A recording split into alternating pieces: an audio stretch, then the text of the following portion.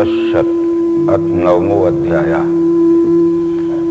अब भगवत गीता का राजविद्या राजगुह योग नाम का नवा अध्याय प्रारंभ करते हैं। इसके पहले हमने 7वें और 8वें अध्याय पे जो प्रकाश डाला था उसमें ये विश्व ही विश्वरूप परमात्मा है, इसका प्रयोग से स्पष्टीकरण था, परंतु एक दो बार के समझाने में ठीक से निश्चय स्थिर नहीं हो पाता है, इसलिए पुनरावृत्ति उसकी करना पड़ती है।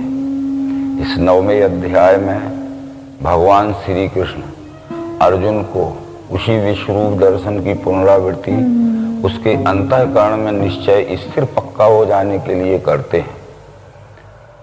श्री भगवान बोले, इदम तुते गुह्यतम प्रवक्ष्याम मनुसूयवे ज्ञानम विज्ञान सहितम यद ज्ञात्वा मोक्ष से सुभात राजविद्या राजगुह्य पवित्रमिदमुत्तमं प्रत्यक्षावगमं धर्म्यं सुसुखं कर्तुं व्ययम् अश्रद्धाना पुरुषा धर्मस्यास्य परन्तप अप्राप्य माम निवर्तन्ते मृत्यु संसार वर्तमनि।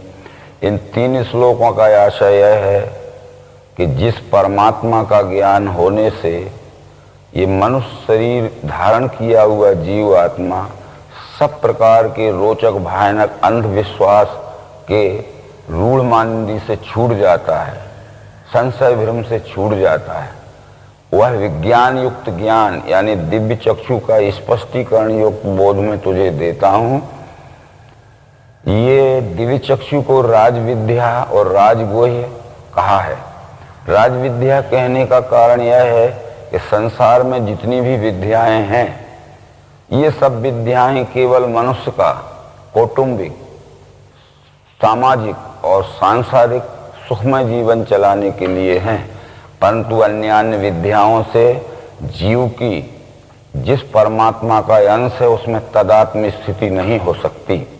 इसलिए विद्याओं के भी बहुत से विचार किए गए हैं।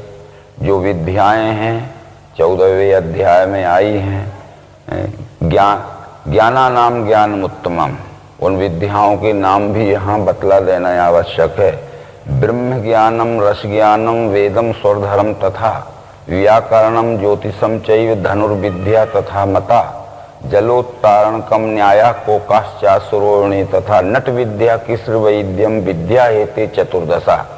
ये विद्याएं मनुष्य को अपना कौटुंबिक, पारिय और सामाजिक एवं सांसारिक जीवन चलाने के लिए जरूरी है, परंतु इनसे मूल उद्देश्य की पूर्ति नहीं होती है, परमात्मा दर्शन जन अनुभव नहीं होता है। राजविद्या कहने का मतलब 10वें अध्याय में यही था, अध्यात्म विद्या विद्या नाम। जितनी भी विद्याएं हैं इनमें अध्यात्म विद्या ये सर्वश्रेष्ठ विद्या है। अर्जुन ने भी 7वें अध्याय में 13वें अध्याय में उसको स्वीकार किया था, परंतु राजविद्या कहने का दूसरा कारण यह है कि अध्यात्म विद्या से राजनीति का और राजनीति से समाज व्यवस्था का अटूट संबंध है। यह अध्यात्म विद्या यदि प्राप्त नहीं हुई तो राज्य कारण चलाने वाले लोग सामाजिक व्यवस्था नहीं कर पाएंगे। ये राज्य संस्था समाज की व्यवस्था चलाने के लिए है। अगर समाज में कोई गड़बड़ी ना हो तो राज्य संस्था की ही जरूरत नहीं है। इस तरह से राज्य चलाने वाले लोग जब तक इस अध्यात्म विद्या को न अपनाएंगे तब तक राज्य कारण सफल नहीं हो सकता है। ये पवित्र है, इसमें किसी भी प्रकार का रोचक भयानक उपवास व्रत पूजा पाठ तीर्थ इत्यादि किसी भी प्रकार की उलझन नहीं है और उत्तम है, सर्वश्रेष्ठ है। प्रत्यक्षावगमम धर्म्यम, इस विद्या के द्वारा ये विश्व ही परमात्मा है, इसका प्रत्यक्ष दर्शन जन्य अनुभव होता है। सुसुखम कर्तव्यम, और ये सुख पूर्वक सरलता से साध्य होने वाली है, ये 9वें अध्याय में कहा गया है। परंतु इस अध्यात्म विद्या में जिससे कि ये विश्व ही विश्वरूप परमात्मा यह निश्चय अंतःकरण में धारण होता है, जिसको श्रद्धा नहीं रहेगी तो मेरी प्राप्ति बिना घूमे सदा संसार चक्र में, उनको ये परमात्मा की प्राप्ति नहीं हो सकती है और जन्म मृत्यु का संसरण बंद नहीं हो सकता है। ये इन तीनों श्लोकों के बतलाने का यही कारण है। निष्कर्ष इसका ये है, ये विश्व ही विश्वरूप परमात्मा है। यह दिव्य दृष्टि योग के द्वारा प्रत्यक्षीकरण की युक्ति से मिलान करके देखने पर अपने अंतःकरण में धारण हो जाना ही धर्म है और फिर तदनुसार अपने स्वकर्म द्वारा यथोचित सेवा में व्यवहार होना ही हमारा कर्माचरण है। ये भगवत गीता ब्रह्म विद्या के अपरोक्ष अनुभव का कर्मयोग शास्त्र है। जो कुछ कहा था वो इस चौथे श्लोक में कृष्ण जी कहना चाहते हैं। वो कहते हैं, मया तत्मिदं सर्वं जगत व्यक्त मूर्तिना मतिस्थानि सर्वभूतानि न चाहं तेषु वस्थिता न च मतिस्थानि भूतानि पश्चिमे योगमेश्वरम भूत भृन्न च भूतस्थो ममात्मा भूत भावना। इन श्लोकों से आशय है कि निराकार रूप से विश्व रूप परमात्मा ने ही इस संपूर्ण साकार जगत को धारण किया है। ये कोई भी सृष्टि का चराचर जीव परमात्मा से अलग नहीं है। परमात्मा किसी भी चराचर सृष्टि के अंश स्वरूप जीव से अलग नहीं है, परंतु मैं इनमें रहता नहीं जो कहने का आशय था, ये परमात्मा के आधार पर संपूर्ण सृष्टि है, सृष्टि के आधार पर परमात्मा नहीं है। जैसे कुछ विचारज्ञों ने उदाहरण दिए हैं कि जब पानी भरा रहता है तो उस पर जो लहरें उठती हैं, बबूले उठते हैं, भंवरे पड़ते हैं, तो ये पानी के आधार पर ही लहरें उठती हैं, बबूले उठते हैं, भंवरे पड़ते हैं। तो यदि पानी ना हो तो लहर भी नहीं रह सकती है, बबूले भी नहीं रह सकते, पर लहर और बबूले ना रहें तब भी पानी रह सकता है। इसलिए परमात्मा यदि नहीं है तो ये चराचर सृष्टि नहीं रह सकती है, परंतु चराचर सृष्टि ना भी रहे तो भी विश्वरूप परमात्मा रह सकता है। इस तरह अधिष्ठान और आधारित दृष्टि से कहा है कि ये सब सृष्टि मेरे आधार पर है, मैं इनके आधार पर नहीं हूं। इस 6वें नंबर के श्लोक में कृष्ण कहते हैं कि जैसे सर्वत्र संचारी वायु आकाश में रहे, वैसे सदैव मेरे में स्थित हैं भूत जान तुम। जो है सब भूत मेरे में, इसका उत्तर ये है कि जैसे आकाश में वायु ओतप्रोत अनुस्यूत भरा हुआ है, ऐसी परमात्मा में स्थूल सूक्ष्म दृष्टि से, चाहे वो अणोअणीयान महतोमहीयान क्यों ना हो, संपूर्ण चराचर सृष्टि भरी हुई है, ये कहने का आशय था। परंतु इसके आगे जो कुछ कहना चाहते हैं वो, कल्पांत में सर्वभूत मेरे प्रकृति में मिले, फिर मैं निर्माण करता हूँ कल्प प्रारंभ काल में। प्रकृति के सहारे से अपने सर्वभूत ये वारंवार बनाता हूँ जो है प्रकृति के वशी। इन 2 श्लोकों का आशय है कल्पांत और कल्प प्रारंभ जो बताया गया है, इस पे अनेक भाष्यकारों ने कल्पांत उसे कहते हैं जहाँ यहाँ संपूर्ण सृष्टि एक साथ विलय हो जाती है और सब शून्य सा रह जाता है, और कल्प प्रारंभ उसे कहते हैं जब ये 4 खानी 84 लाख योनि की सृष्टि एक साथ उद्भव होती है। परंतु भगवत गीता में जीव की कल्प प्रारंभ और कल्पांत नित्य ही होता है। जब ये प्रकृति के गर्भ से जीव पृथक होता है तो उद्भिज खानी में आता है। उद्भिज खानी में आते ही इसकी कल्पना प्रारंभ हो जाती है।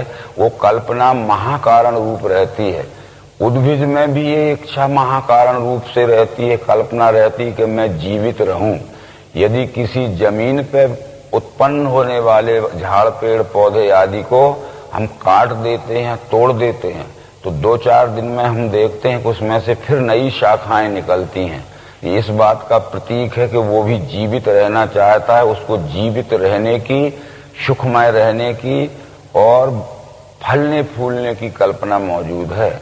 वह जब स्वेदज में आता है तो वह कल्पना कारण रूप हो जाती है, अंडज में आता है तो कल्पना सूक्ष्म रूप हो जाती है, और पिंडज श्रेष्ठ मनुष्य योनि में जब आता है तो वह कल्पना स्थूल स्वरूप हो जाती है। मनुष्य में परमात्मा जानने की, ये मूल स्वरूप जानने की कल्पना होती है, तत्वदर्शी सद्गुरु से विश्व ही परमात्मा है, अंशंसी भाव से अपने से ये निश्चय होते ही कुछ समय उसका मनन करने के बाद निधिध्यास होकर और आस्तिक अवस्था प्राप्त हो जाती है, यानी एक कल्पना का अंत ही हो जाता है। ये कल्प प्रारंभ यानी अब कल्पना का शुरू होना उद्भिद से शुरू होती है, और कल्पांत यानी ये संशय भ्रम या अपने मूल स्वरूप परमात्मा जानने संबंधी कल्पना का अंत ये दिव्य चक्षु प्राप्त होते ही हो जाता है। तो इस तरह कल्पांत और कल्प प्रारंभ का अर्थ भगवान श्री मायानंद चेतन जी ने किया है, परंतु प्रकृति के सहारे से अपने सब भूते, इसका स्पष्टीकरण गुणत्रय विभाग योग नामक 14वें अध्याय में आ चुका है।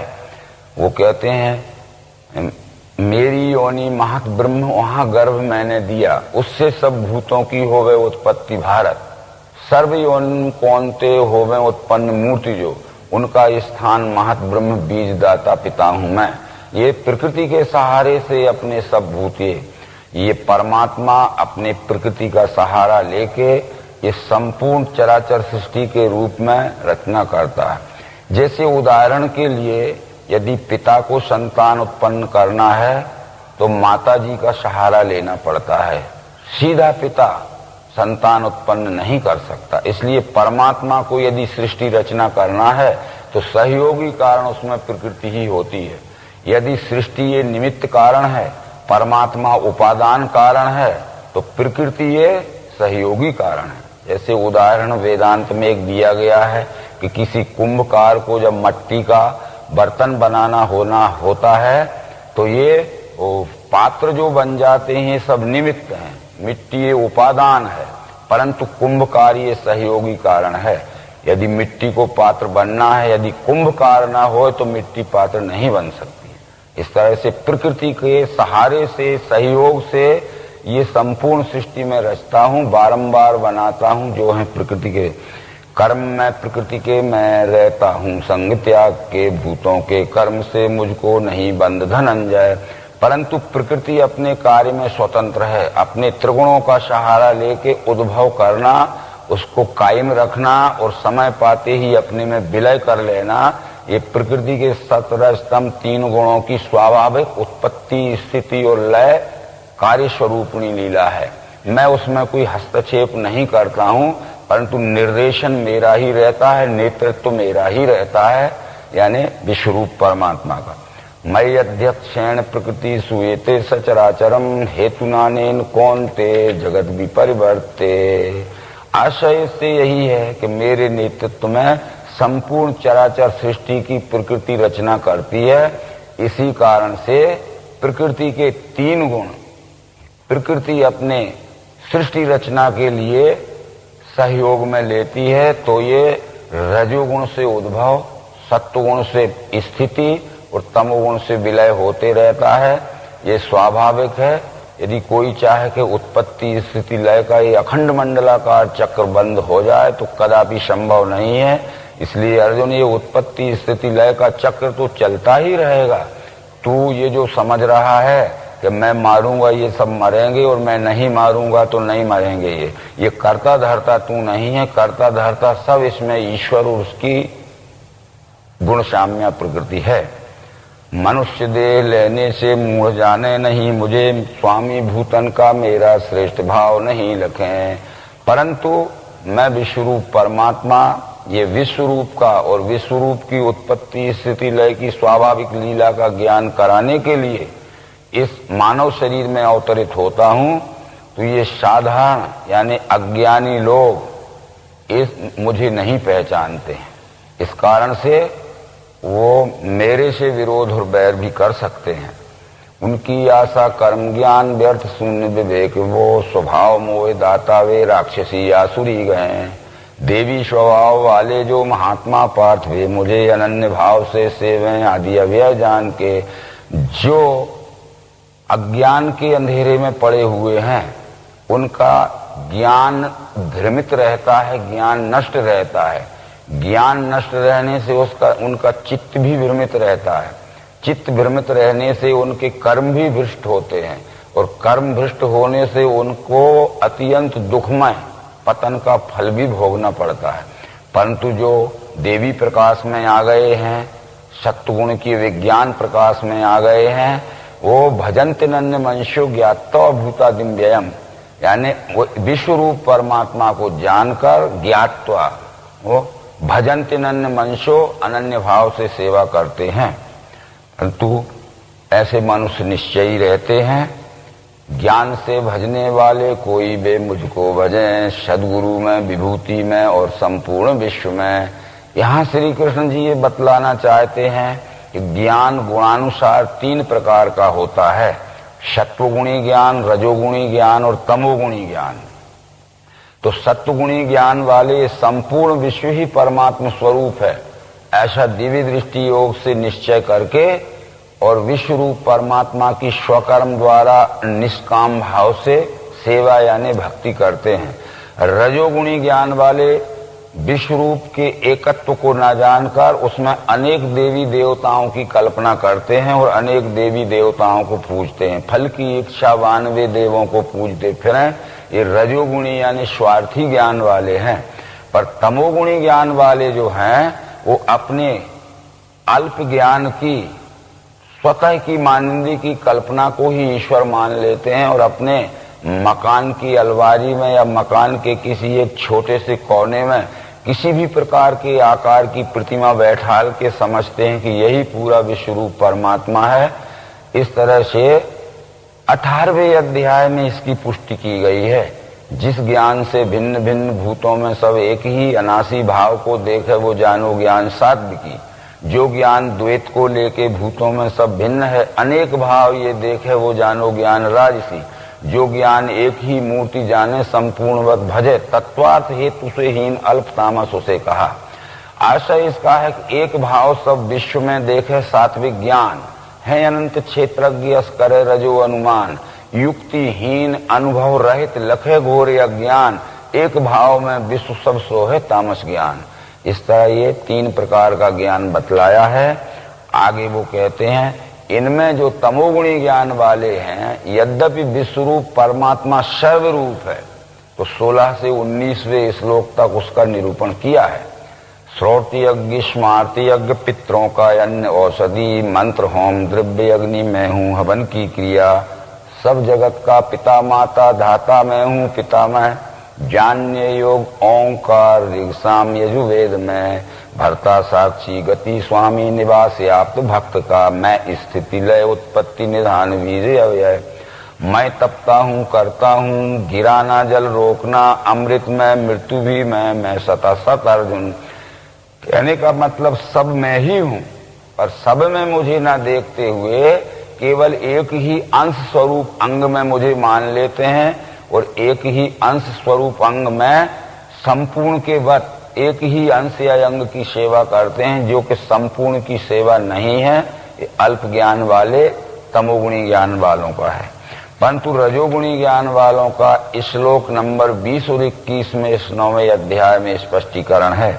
वेद ज्ञाता सोम पीपाप धोए, यज्ञ द्वारा स्वर्ग को मांगते हैं, उस पुण्य से स्वर्ग मिले वहां वे हैं भोगते भोग सुदेवतों के, वे उस भारी स्वर्ग का भोग लेके चुकते ही पुण्य लौटे यहाँ ही।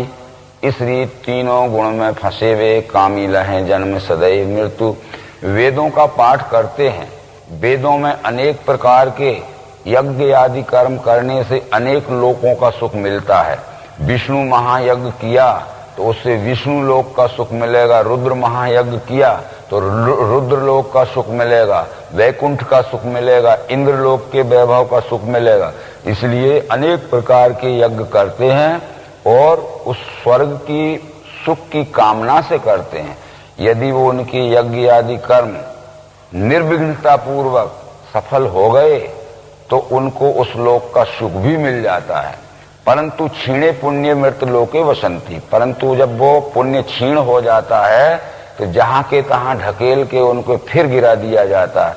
इसलिए कामी या स्वार्थी लोग अनेक बार उन सुखों को पाके और उससे फिर वंचित हो जाते हैं, फिर प्रयत्न करते हैं, फिर वंचित हो जाते हैं। इनका ये सुख दुखमय जीवन सदैव चलता रहता है। वो परम सुख शांति के स्थान को नहीं पहुंच सकते जो कि परमात्म स्वरूप में पहुंच जाना है। परंतु सत्वगुणी का वर्णन इस श्लोक नंबर 22 में है। अनन्य चिंतन से जो मेरी करते हैं उपासना, ऐसे नित्य युक्तों का करता हूं योगक्षेम में। अनन्य चिंतन से जो ये विश्व रूप की उपासना करते हैं उनका योगक्षेम में चलाता हूं। अब योगक्षेम शब्द जो आया है इसका मतलब है कि जब विश्व रूप के प्राणी मात्र के रूप में दिखने वाले विश्व रूप की निष्काम भाव से स्वकर्म द्वारा जो सेवा या भक्ति करते हैं तो उनके योगक्षेम को स्वयं विश्व रूप चलाता है। इसका व्यवहारिक विचार अगर किया जाए तो हम सबको सुख शांति पहुंचाने के लिए हमारे स्वकर्म के द्वारा जब सेवा करते हैं तो ये सब हमारे भी सुख शांति की पूरी फिक्र रखते हैं, पूरी चिंता रखते हैं। तो योग कहते हैं अप्राप्त वस्तु की प्राप्ति करा देना। जो वस्तु हमें प्राप्त नहीं है और हम निष्काम भाव से सेवा में लगे हैं तो हमें चिंता न होते हुए वस्तु हमारे पास आ जाती है। क्षेम कहते हैं प्राप्त वस्तु का रक्षण। यदि हमारी किंचित भी लापरवाही या सावधानी हो जाती है तो भी वो प्राप्त वस्तु की रक्षण होती ही रहती है। और प्राप्ति के लिए चिंता नहीं होने देता। तो ये तीनों देव उसका हमेशा सहयोग करते हैं। अप्राप्त वस्तु की प्राप्ति कर देना ये रजोगुणात्मक ब्रह्मा का काम है। प्राप्त वस्तु का रक्षण करना ये सत्वगुणात्मक विष्णु का काम है। और प्राप्ति में चिंता ना होने देना, चिंता का संहार करना ये शंकर का काम है। करे न चिंता भक्तमम योगक्षेम की ने। इस तरह से वो चिंता नहीं करता है। ऐसे बहुत से विचार पुराणों में आए हैं कि भोजन आच्छादने चिंता वृथा कुर्वन्ति वैष्णवा एवशो विश्वम्भरो देवा सभक्तान क्यों पेक्षते। परंतु जब हम गृहस्थ के व्यवहार पक्ष में लेते हैं तो अवश्य ही व्यवहार पक्ष में इस योगक्षेम का विचार करना पड़ेगा। योग नाम पुरुष का है और क्षेम नाम उसकी अर्धांगी पत्नी का है। पुरुष दिन भर में कमा के लाता है और घर में योग करता है और उस घर में आए हुए धन का जो योग होता है तो क्षेम यानी कुशलता पूर्वक पत्नी रक्षण करती है। इसलिए योगक्षेम घर में ही रहता है। तो इस तरह से जो यदि अब आगे का विचार जो है, मेरा रूप नहीं जाने इसी से भ्रम में फंसे, मैं ही हूं सब यज्ञों का भोगता स्वामी परम तुबे। जितने भी कार्य हो रहे हैं और जितना भी ये आदि अंत मध्य है चराचर स्वरूप दिख रहा है ये सब मैं ही हूं। पर मेरे इस विश्व रूप को जो नहीं जानते हैं इसीलिए भ्रम में फंसे हुए इधर उधर भटकते हैं और फिर उनका अशांतिमय जीवन होता है।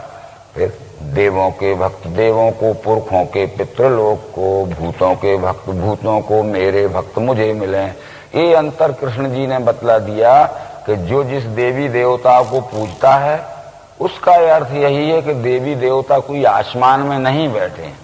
यदि हमें बलवान बनना है तो बल की विभूति हनुमान है। हम हनुमान का इष्ट करेंगे तो व्यायाम करेंगे, पौष्टिक भोजन खाएंगे और इंद्रिय संयम से रहेंगे तो जरूर हम हनुमान के लोक में पहुंच जाएंगे यानी बलवान हो जाएंगे। हमें बुद्धिवान बनना है तो जरूर हम तत्व ज्ञान का अध्ययन करेंगे, सत्संग करेंगे और बुद्धि का देवता गणेश है उस गणेश को इष्ट मानेंगे। तो हम जरूर यदि प्रयत्न पूर्वक बुद्धिवान बनने के लिए अभ्यास करेंगे तो गणेश लोक में पहुंच जाएंगे, सरस्वती लोक में पहुंच जाएंगे यानी हम स्वयं ही बुद्धिवान इसी मानव लोक में बन जाएंगे। इस तरह से ये विचार हैं। परंतु परमात्मा तो सब प्रकार के सुखों का भंडार है, आगे वो कहना चाहते हैं। इसलिए पत्ते फल फूल तो चढ़ावे भक्ति से मुझे, लेता हूँ सुचिवान का मैं प्रेम का उपहार सो। इस श्लोक में कृष्ण जी ये कहना चाहते हैं कि पत्रम पुष्पम फलम तोयम यो में भक्त्या प्रयच्छति तद हम भक्त उपरते अश्नामि प्रिय तात्मना। ये संस्कृत के श्लोक में है कि जो पत्ते चढ़ाए जाते हैं, फूल चढ़ाए जाते हैं, फल चढ़ाए जाते हैं, पानी भी चढ़ाया जाता है, तो जो शुद्ध अंतःकरण वाला मुझे समर्पित करता है उसका दिया हुआ मैं लेता हूं और अश्नामी यानी खाता भी हूं। तो कृष्ण ये कहना चाहते हैं कि तुम पत्ते भी चढ़ाओ, फूल भी चढ़ाओ, फल भी चढ़ाओ, पानी भी समर्पित करो, परंतु जो लेता हुआ दिखे और खाता हुआ दिखे उसको देना चाहिए। जब सर्वरूप मेरा ही है तो कपिल ने अपनी माता देवहूति को श्रीमद् भागवत महापुराण के 3 स्कंद में समझाया है कि हे मातेश्वरी, अहम सर्वेषु भूतेषु भूतात्मा अवस्था सदा तम वज्ञाय माम मर्त्य कूते अर्चा विडम्बनम। संपूर्ण चराचर सृष्टि के रूप में मैं हूं, ये सारी चराचर सृष्टि मुझका मेरा ही स्वरूप है। यदि हरी हरी घास के द्वारा मेरी सेवा करना है तो मेरा स्वरूप गाय है, उसमें करिए। यदि पत्तियों के द्वारा मेरी सेवा करना है तो बकरी भी मेरा स्वरूप है, उसे पत्तियां दीजिए, वो लेती और खाती दिखेगी। यदि पानी के द्वारा सेवा करना है तो सूखते हुए झाड़ पर पानी दीजिए, वो ग्रहण करता हुआ और मुस्कुराता हुआ दिखेगा। या प्यासे को पानी दीजिए, वो जरूर लेता हुआ और पीता हुआ दिखेगा। तो आप अपनी सेवा उसको समर्पित करिए जो लेता भी दिखे और उसको खाता पीता भी दिखे। हम तो वो सेवा करते हैं केवल पाषाण की, कि जो ना लेता दिखता है ना खाता दिखता है। केवल अंधविश्वास से हमने उसमें ये भावना आरोपित कर ली है। इन श्लोकों की आशा है, तू जो कौनते करता है यज्ञ दान तप क्रिया खान पान आदि वो सारा मेरे को अर्पण कर, ऐसे अच्छे बुरे फल से कर्मों के बच जाएगा, संन्यास योग युक्ति से मुक्त हो पाएगा। मुझे तू जो कुछ भी करता है, खाना पीना और भी लेना देना, ये सब विश्वरूप की सेवा के अर्पण हो। तू जो बल प्राप्त करना चाहता है, शरीर का बल, बुद्धि का बल, धन का बल, ये तू जो भी बल प्राप्त करना चाहता है उसका उद्देश्य ये होना चाहिए कि मैं तन मन धन का बल प्राप्त करूं और इस बल के द्वारा मैं प्राणी मात्र के रूप में दिखने वाले परमात्मा की सेवा करूं। हमें सब प्रकार का सुख वैभव और संपन्नता प्राप्त करने का अधिकार है, पर वो हमारा सुख, हमारी शक्ति ये जनता के रूप में दिखने वाले जनार्दन की सेवा के रूप में होना चाहिए। सब मैं सब भूतों को शत्रु मित्र मुझे नहीं, प्रेम से जो भजे मुझको उसमें मैं मुझ में वही। मैं संपूर्ण चराचर सृष्टि में समान व्याप्त हूं, परंतु जो मुझे प्रेम से व्यवहार करते हैं मैं भी उनको प्रेम से व्यवहार करता हूं, और जो मेरे से राग द्वेष से व्यवहार करते हैं वैसा व्यवहार मैं उनसे भी करता हूं। क्योंकि पूर्व में कृष्ण जी ये कह चुके हैं कि यो यथा माम प्रपदन्ते तांस तैव भजाम्यहम् मम वर्तमान वर्तन्ते मनुष्या पार्थ सर्वसा। जो मेरे साथ जैसा व्यवहार करेगा और प्रति उत्तर में मैं भी उसके साथ वैसा ही व्यवहार करूंगा। अब हमें कर्म स्वतंत्रता मिली है, कर्मण्येवाधिकारस्ते, तो हम अपने सदाचार सेवा और प्रेममय व्यवहार करेंगे तो विश्वरूप भी हमारे साथ सेवा प्रेममय और सदाचार का व्यवहार करेगा। हम दुराचार भ्रष्टाचार छल कपट का व्यवहार करेंगे तो वो भी हमारे साथ वैसा ही प्रति फल के रूप में व्यवहार लौटाएगा। एक छोटा सा दृष्टांत स्वरूप उदाहरण दिया जाता है कि जब हम किसी नदी या किसी पहाड़ की टेकड़ी के किनार में जाते हैं, वहां जब हम जोर से चिल्लाते हैं तो जो शब्द हमारे मुंह से निकलते हैं वो रिफ्लेक्ट होके प्रतिध्वनि के रूप में हमारे ही कान के ऊपर आते हैं। जैसे हम वहां जोर से चिल्लाएंगे कि मूर्ख हो, गधे हो, बहुत मारेंगे, तो वो हमारे ही कान पे लौट के शब्द आएंगे। और हम कहेंगे कि मित्र हैं, परस्पर मिलकर सेवा व्यवहार करेंगे, तो हमारे मुंह से निकले शब्द हमारे ही कान में सुनने को आते हैं। इसलिए हमारा किया हुआ कर्म प्रकृति चक्र में घूमते हुए फल भोग बन के हमारे ऊपर आता है। तो हमें जैसा चाहिए वैसा हम व्यवहार करें। अगर हमें दुख भोगना है तो सबके साथ छल कपट सताने का व्यवहार करें, और सुख भोगना है तो सबको सुख शांति में पहुंचाने का व्यवहार करें। इसका आशय यही था कि मैं सब भूतों में समान भाव से हूं, पर जो मेरे साथ जैसा व्यवहार करता है प्रति उत्तर में मैं भी उसके साथ वैसा ही व्यवहार करता हूं। ये रामचरितमानस में भी यह बात आई है। देवों के गुरु का नाम बृहस्पति था और देवों के राजा का नाम इंद्र था। देवों के राजा इंद्र को देवों के गुरु बृहस्पति ने जो शिक्षा दी है कि राम का स्वभाव तुम जानते हो, यद्यपि शम नहीं राग न रोषु गाहि न पाप पुण्य गुण दोषु तथापि करहि सम विषम विहारा, भक्त अभक्त हृदय अनुसारा। कर्म प्रधान विश्व रच राखा, जो जस करे सो तस फल चाखा। राम के साथ जो व्यक्ति जैसा व्यवहार करते हैं उसका प्रत्युत्तर रूप फल वो वैसा ही देते हैं। इसलिए ये हमारे ऊपर आधारित है कि हम ये प्राणी मात्र के रूप में दिखने वाले विश्व रूप से जैसा व्यवहार हम करेंगे उसका प्रतिफल हमें उसी तरह का मिलेगा। ये आगे चल के प्रेम से जो भजे मुझको उसमें मैं मुझ में वही, अगर हम प्रेम पूर्वक व्यवहार करेंगे तो हमारे साथ भी प्रेम का व्यवहार करेगा। ये सामान्य व्यवहार में, जागतिक व्यवहार में भी हम देखते हैं कि हम किसी से प्रेम का व्यवहार करते हैं तो वो हमारे साथ में भी प्रेम में व्यवहार करता है। हम किसी से द्वेष का व्यवहार करते हैं तो वो हमारे साथ भी द्वेष का व्यवहार करता है। यद्यपि है दुराचारी एक दृष्टि भजे मुझे, तो उसको साधु ही जानो क्योंकि वह सत पा चुका। होवे त्वरित धर्मात्मा स्थायी शांति मिले उसे, कौन ते ध्यान में लेना मेरा भक्त नहीं गिरे। इन श्लोकों से कृष्ण जी ये कह रहे हैं भगवत गीता में दुराचारी शब्द कोई बुरा नहीं आया है। मिथ्याचारी, व्यभिचारी, भ्रष्टाचारी, दुष्टाचारी ये अलग अलग शब्द हैं जिनके अलग अलग अर्थ होते हैं। दुराचारी का अर्थ होता है कि जिसको परमात्म निश्चय तो हो गया है परंतु अभी सेवा के आचार से जो दूर है, यानी सेवा नहीं कर पा रहा है परंतु भ्रष्टाचार भी नहीं कर रहा है, इसलिए दूर है सेवा के आचार से, वह है दूर आचारी। तो उसके कुछ पूर्व संस्कार ऐसे हैं कि जो अभी सेवा में प्रवृत्त नहीं होने देते हैं परंतु उसका भ्रष्टाचार, दुष्टाचार छूट गया है। तो होवे त्वरित धर्मात्मा स्थायी शांति मिले उसे। पूर्व के जो संस्कार बाधक रहते हैं सदाचार युक्त सेवा में संलग्न करने के लिए, वो संस्कार क्षय होते ही शीघ्र ही वो धर्माचरणी हो जाता है। कौन ते ध्यान में लेना मेरा भक्त नहीं गिरे। जो एक बार जिसको विश्व रूप का निश्चय हो चुका है तो इस बात को अर्जुन ध्यान में रखना कि उसका कभी भी अधपतन नहीं हो सकता है। ये बतलाते हुए मेरे आश्रय से पार्थ पापी चांडाल आदि भी स्त्रियां वैश्य सूर पाते हैं श्रेष्ठ वो गति। कृष्ण जी ने कहा कि मेरे समय में भी ये जातीय विषमता बहुत बढ़ गई है। लोग पापियों को, चांडालों को, अछूतों को, स्त्रियों को भक्ति के अधिकार से वंचित कर दिया गया है। जब इस तरह का समय आता है ये मानव जगत में कि स्त्रियों को वेदों में, भक्ति में अधिकार नहीं है, पापियों को, चांडालों को, अछूतों को भक्ति में और वेदों के पठन पाठन का अधिकार नहीं है, अधिकार से वंचित कर दिया जाता है, तभी ये धर्म गिलानी का एक दृश्य स्वरूप ये दिखता है। तो मैं ये समान अधिकार दिलाने के लिए आता हूं, इसलिए मेरी भक्ति का खुला अधिकार पापियों को, चांडालों को, अछूतों को और स्त्रियों को दिलाने के लिए ही मैं आया हूं।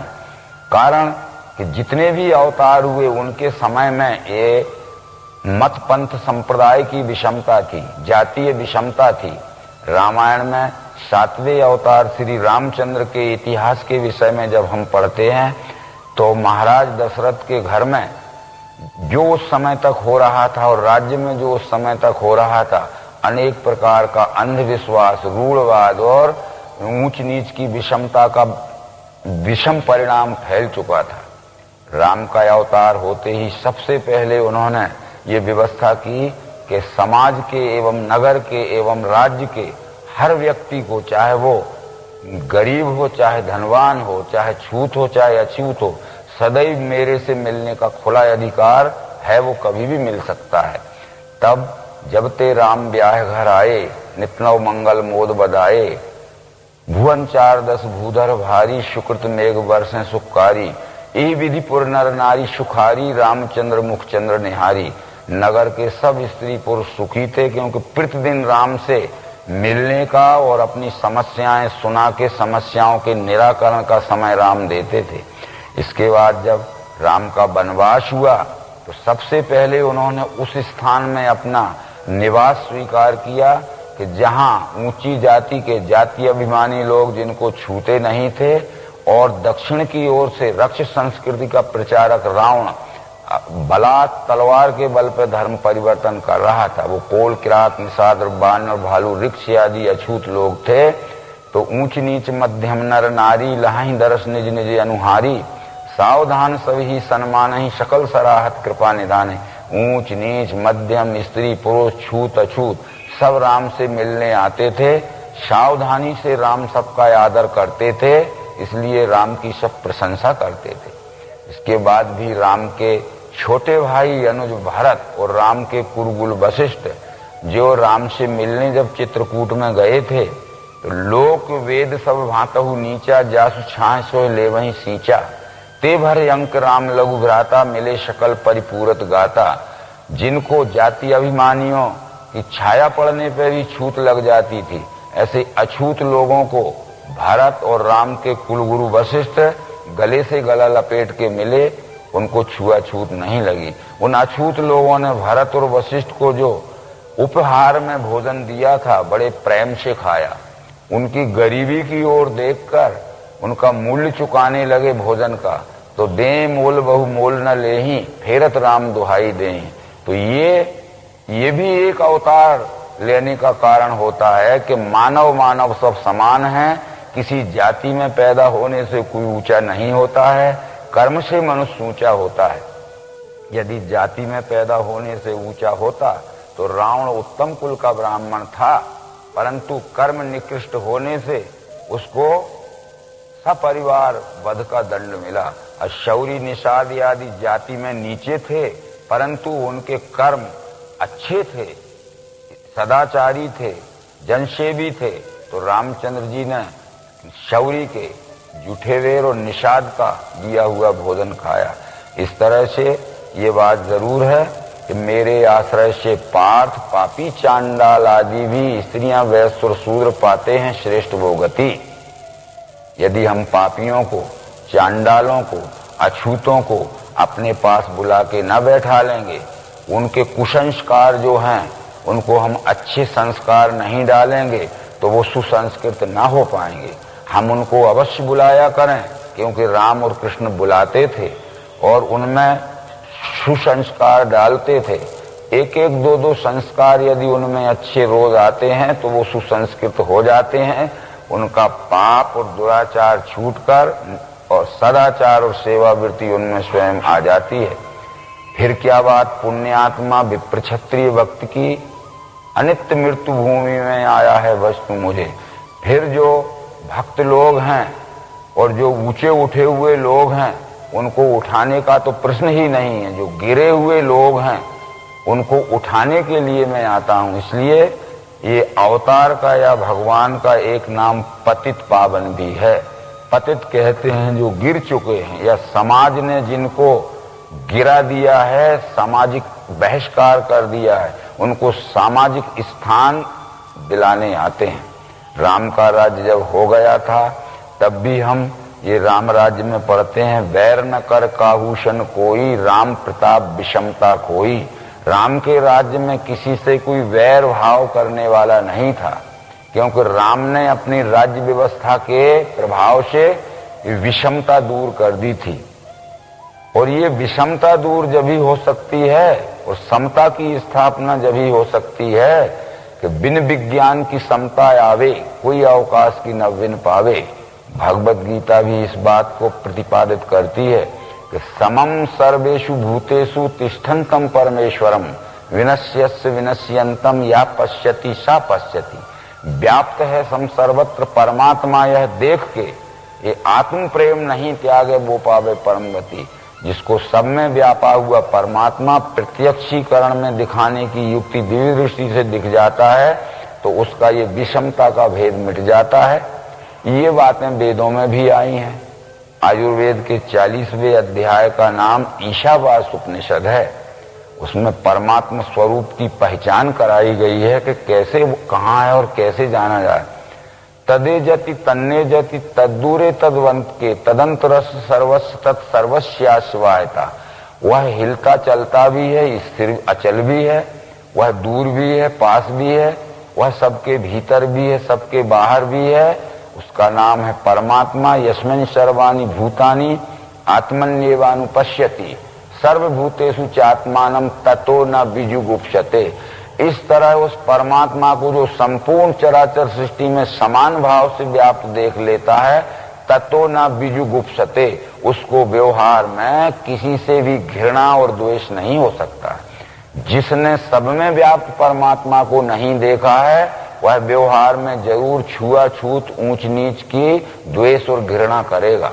यदि हम इस घृणा में फंसे हुए हैं तो उस जिससे हम घृणा करते हैं, जिससे छुआछूत का द्वेष करते हैं, उसमें परमात्मा नहीं है, ऐसा हमारा अल्प ज्ञान का ही कारण है। इसलिए हमारा वो व्यवहार नहीं सुधरता। साथ साथ ये बात अब आगे जो भक्त हैं और जो ऊंचे स्थान में पहुंच गए हैं, उनको उठाने नहीं मैं आता हूं, वो तो स्वयं ही उठे हुए। भगवत गीता के 4 अध्याय में कृष्ण जी ये कह चुके हैं कि यदा यदा ही धर्मस्य ग्लानिर्भवति भारत अभ्युत्थानम धर्मस्य तदात्मानं सृजाम्यहम्। इससे आशा है अभ्युत्थानम अधर्मस्य, इस शब्द की ओर ज्यादा विचार करना है। अभ्युत्थान कहते हैं, उत्थान कहते हैं उठने को, और अधर्म कहते हैं अधर्म को। अधर्म उठकर जब ऊपर आ जाता है, और स्वाभाविक है कि धर्म दबकर जब नीचे चला जाता है, तो नीचे दबे हुए धर्म को ऊपर उठाने के लिए, ऊपर उठे हुए अधर्म को नीचे दबाने के लिए संभवामी योगे योगे। तो ये भी हमारे मानव में ऊंच नीच का, छुआछूत का, विषमता का भेद मानना, ये भी एक अधर्म का ही कारण है, धर्म गिलानी का ही कारण है।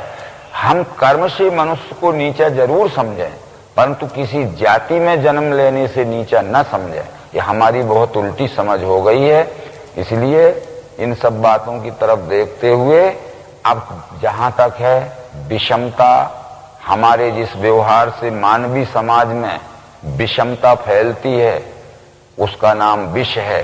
क्योंकि श्रुति कहती है विषाद जनकत्वाद विषम। हमारे जिस व्यवहार से मानव समाज में विषमता का द्वेष फैलता है, वही विष है। और हमारे जिस व्यवहार से मानव समाज में समता का प्रेम जोड़ता है, वही अमृत है। बस इतना विचार करके हमें विश्व रूप के मानवों से समता के प्रेम का व्यवहार जोड़ना चाहिए, तब हम वो परमात्मा का दर्शन कर चुके। फिर क्या बात, मेरा ध्यान भक्ति करना, पूजना नमना मुझे, यूं मेरी धुन छाने से मुझ में मिल जाएगा। यहाँ कृष्ण जो मेरा कहते हैं, ये व्यष्टि भाव से नहीं कह रहे हैं, वसुदेव के पुत्र बन के नहीं कह रहे हैं, ये परमात्मा भाव से कह रहे हैं कि जो इस विश्व ही विश्व रूप परमात्मा है, ऐसा देखकर, जानकर, पहचान कर जो इस विश्व रूप परमात्मा के साथ सेवा में, प्रेम में व्यवहार करता है, मेरा ध्यान और भक्ति करता है, और हर प्रकार का व्यवहार परमात्मा स्वरूप जान के करता है, तो वो मेरे ही स्वरूप में मिल जाता है। अब प्रश्न ये उठता है, यदि विश्वरूप परमात्मा हमने जान भी लिया, तो सेवा के 4 अंग होते हैं, ये हम जानते हैं। ये सेवा के 4 अंग जो हैं, शिक्षा, रक्षा, व्यापार और श्रम। इस शिक्षा देने वाले शिक्षक को ही ब्राह्मण कहते हैं, न्याय रक्षा करने वाले रक्षक को ही क्षत्रिय कहते हैं, व्यापार व्यवसाय आयात निर्यात या प्रोडक्शन करने वाले व्यापारी को ही वैश्य कहते हैं, और श्रमिक या मजदूर को ही शूद्र कहते हैं। सारे संसार की सुखमय व्यवस्था सेवा के 4 अंग मिलके होती है। यद्यपि जो देश वर्ण व्यवस्था नहीं मानते हैं, यूरोप, अमेरिका आदि देश, परंतु वहां भी परोक्ष रूप में सेवा के 4 अंग मिलके ही सुख शांति कायम रहती है। यदि अमेरिका, यूरोप में, ऑस्ट्रेलिया में शिक्षा देने वाले शिक्षक ना हो, ज्ञानी ना हो, इस ज्ञानी का नाम ही ब्राह्मण है, तो वहां का भी काम ठीक नहीं चल सकता है। वहां न्याय रक्षा करने वाले रक्षक क्षत्रिय या शूरवीर ना होवे, तो देश की बाहरी सीमाओं की रक्षा फौज करती है, अंदर पुलिस और जज करते हैं, ये सब रक्षक न्याय करने वाले ही क्षत्रिय हैं। वहां फैक्ट्रियां लगा के माल का उत्पादन करने वाले, आयात निर्यात करने वाले व्यापारी या वैश्य न हो, तो वहां का काम भी नहीं चल सकता है। और वहां लेबर न हो तो भी, मजदूर न हो तो भी काम नहीं चल सकता। इसलिए जो अध्यात्म शास्त्र ने ब्राह्मण क्षत्रिय वैश्य शूद्र नाम रखे हैं वो गुणवाचक नाम है। मनुस्मृति में इसका स्पष्टीकरण किया गया है। विप्राणाम ज्ञानथो ज्येष्ठम, क्षत्रियाणाम बल वीर्यता, वैश्याणाम धान्य धनता, शूद्राणाम एव जन्मता। जो ज्ञान विज्ञान देने में सबसे श्रेष्ठ होता है उसको ब्राह्मण कहते हैं, चाहे वो किसी भी देश में पैदा हो, किसी भी जाति में पैदा हो। जो न्याय रक्षा करने में निष्पक्ष भाव से सर्वश्रेष्ठ होता है उसको क्षत्रिय कहते हैं, चाहे वो किसी जाति का हो, किसी देश का हो। और जो आयात निर्यात प्रोडक्शन आदि व्यापार करके धन धान्य के द्वारा प्राणी मात्र की सेवा करता है उसको व्यापारी को या व्यवसायी को वैश्य कहते हैं, ये किसी भी देश जाति का हो। और जो श्रमिक है, मजदूर है, उसको शूद्र कहते हैं, वो किसी देश। ये ब्राह्मण क्षत्रिय वैश्य शूद्र ये जातियां नहीं हैं, ये गुण कर्म के नाम हैं। भगवत गीता कहती है चातुर्वर्ण्यम मया सृष्टम गुण कर्म विभागशा। ये नहीं कहा है कि चातुर्वर्ण्यम मया सृष्टम जाति जन्म विभागशा। जाति जन्म से विभाग नहीं हुआ है, गुण कर्म के विभाग हुआ है। भगवत गीता में 3 जगह इस बात का पुष्टिकरण किया गया है। वो 18वें अध्याय में भी कहते हैं ब्राह्मण क्षत्रिय विषाम शूद्राणाम च परंतप कर्माणि प्रविभक्तानि स्वभाव प्रवैर्गुणे। ब्राह्मण क्षत्रिय वैश्य और शूद्र परंतप इनके कर्म हैं भिन्न, स्वभाव गुण से हुए। ये ब्राह्मण क्षत्रिय वैश्य और शूद्र गुणानुसार इनके कर्म अलग अलग हैं और ये स्वभाव गुण से ही इनके कर्म होते हैं। जो सम दम तप शांति शौचार्य ज्ञान विज्ञान आस्तिक से सेवा करता है उसके जाति का संबंध नहीं हुआ ब्राह्मण है। आदि शंकराचार्य ने भी वेदांत में और महामुनि व्यास ने भी पुराणों में इसकी पहचान बतलाई है। वो कहते हैं सात्विको ब्राह्मणा प्रोक्ता क्षत्रियस्तु रजोगुणा रजोतमस तथा वैश्या शूद्र एव तमोगुणा। यानी सत्व गुण का नाम ही ब्राह्मण है, रजोगुण का नाम ही क्षत्रिय है, मंद रजोगुण का नाम ही वैश्य है और तमोगुण का नाम ही शूद्र है। ये इन गुणों के ही नाम वर्ण है और वर्ण का नाम ही गुण है। परंतु इस विषय में भगवत गीता के पूर्व अध्यायों में हम कह चुके कि तत्व विश्व महाबाहु गुण कर्म विभागयो गुणा गुणेषु वर्तन्ते इति मत्वा न सज्जते। गुणों का कर्म का भेद तत्वविद सत्य हेलक है। जो मनुष्य तत्वविद हो जाता है यानी तत्व ज्ञानी हो जाता है वो कौन सा गुण कौन से कार्य में कुशलता पूर्वक सफल होता है ये वो जानता है। तो यानी कर्म से हम गुण की पहचान करते हैं और गुण से वर्ण की पहचान होती है। इसलिए कर्म करता हुआ दिखे यदि से ज्ञान विज्ञान आस्तिक के तो वो सत्वगुण प्रधान है और जो सत्वगुण प्रधान है वो ब्राह्मण है, वो किसी भी जाति में पैदा। यदि हमारे ऋषियों का पूर्व इतिहास देखें ये यहाँ बतला देना बहुत जरूरी है। रामचंद्र जी के कुलगुरु वशिष्ठ थे। महाभारत के आदि पर्व में लिखा है गणिका गर्भ संभूतो वशिष्ठ महामुनि तपसा ब्राह्मणा जाता संस्कारस तत्र कारणम। मेनुका वैश्या से उत्पन्न हुए पुत्र रामचंद्र जी के कुलगुरु वशिष्ठ हैं, पर तपसा ब्राह्मणा जाता ब्रह्मदेव के गुरुकुल में उन्होंने 5वीं श्रेणी की विद्या उत्तीर्ण की थी। जो गुरुकुल में 5वीं श्रेणी की विद्या उत्तीर्ण करता है उसको ब्रह्म ऋषि की डिग्री मिलती है, वो ब्रह्म ऋषि का डिग्री होल्डर होता है। और जो ब्रह्म ऋषि की उपाधि प्राप्त करता है वो राजा का कुल गुरु बनने का अधिकारी हो जाता है। जब ये ब्रह्म ऋषि की उपाधि प्राप्त कर चुके वशिष्ठ तो ब्रह्मदेव ने कहा कि राजा दशरथ के घर में कुल गुरु की जगह खाली है, वहां आपको जाना है। तो वशिष्ठ ने कहा था कि मैं दशरथ के राज्य में नहीं जाऊंगा क्योंकि वहां अनेक प्रकार के अंधविश्वास और कुरीतियों का वातावरण फैला हुआ है। तब ब्रह्मा ने कहा था कि ब्रह्म ऋषि का कर्तव्य है कि राज्य की कुरीतियां और अंधविश्वास को दूर करे और सत्य ज्ञान का प्रकाश करे, इसीलिए तुम्हें अपॉइंट किया जाता है वहां। जब न लेऊं तब ही विधि मोही कहा लाभ आगे सुत होई। वशिष्ठ ने ब्रह्मा की आज्ञा का पालन किया और राजा दशरथ के कुल गुरु के पद में गए और राज्य की व्यवस्था को संभाला। उसके परिणाम स्वरूप राम सुसंस्कृत यानी उत्तम कोटि के अवतार कोटि के जैसे पुत्र का आविर्भाव हुआ। तो इस तरह से जिन्होंने 18 पुराण लिखे और कुछ संकलन किया, वेदांत शास्त्र लिखा, उनको हम महामुनि व्यास कहते हैं। ये व्यास जी जन्म से जातो व्यासस्तु केवल तो स्वपचस्तु पाराशरा, ये कुमार अवस्था में ढीवर की पुत्री से उत्पन्न हुए पुत्र हैं। परंतु यदि कोई कहे कि ये स्त्री किसी भी जाति की हो, पिता की जाति प्रधान मानी जाती है, तो भारत के आदि पर्व में लिखा है कि स्वपचस्तु पाराशरा, जिस पाराशर पिता से पैदा हुए वो पाराशर भी स्वपच था और माता भी ढीवर की लड़की थी, और कुंवार अवस्था में पैदा हुए वो आज भगवान व्यास के नाम से पूजे जा रहे हैं। इसलिए ऐसे अनेक प्रकार प्रमाण हैं। भृगु भीलनी का पुत्र था, कुंभज कुम्हार का पुत्र था।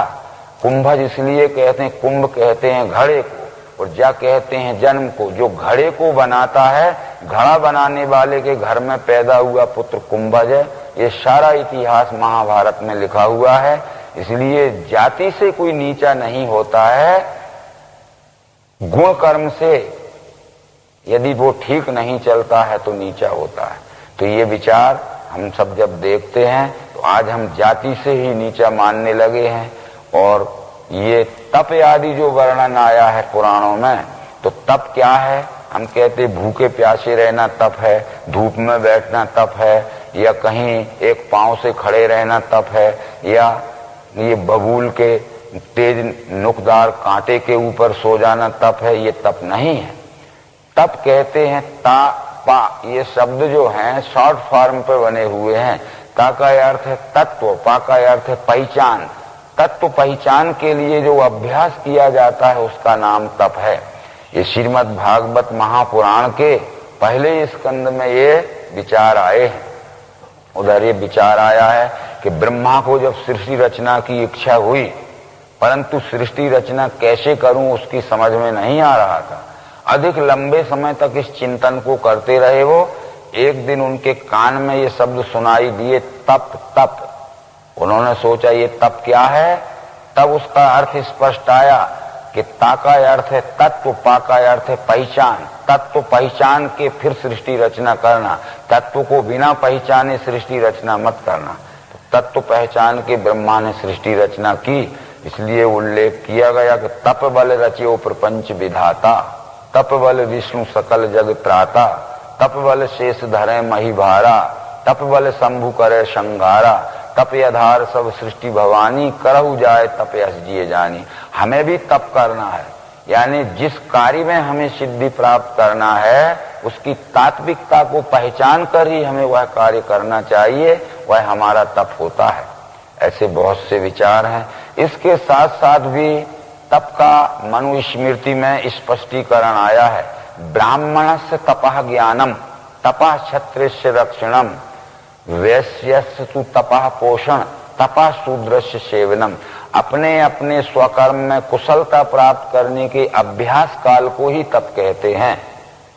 हमें जिस कार्य में कुशलता प्राप्त करना है उस कुशलता प्राप्त करने के लिए हमें अभ्यास करना पड़ेगा।